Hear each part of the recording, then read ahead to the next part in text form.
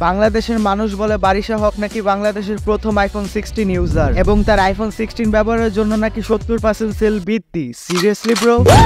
সালাম আলাইকুম। আলাইকুম আসসালাম। সালাম আলাইকুম। হোয়াটসঅ্যাপ গাইস, ইসমি প্রত্যয়। আইফোন বর্তমানে বাংলাদেশের মানুষ কাছে এমন একটা নাম যেটা টিকটকার থেকে রিক্সাওয়ালা সবাই ইউজ করে। তোমার কেন চলে রে বন্ধু, তোমার কেন জ্বলে? আর যারা অ্যাপল স্টোরের সামনে আইফোন 16 এর জন্য 24 ঘন্টা রাস্তা শুয়ে বসে কাটিয়েছে, কি অবস্থা ভাই? শরীরটা ভালো তো?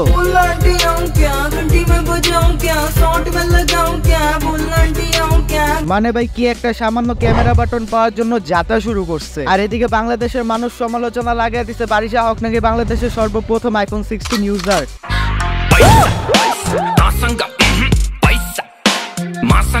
কেন ভাই, তাহলে কি টিক ইউটিউবাররা ঘোড়ার ঘাস কাটছে?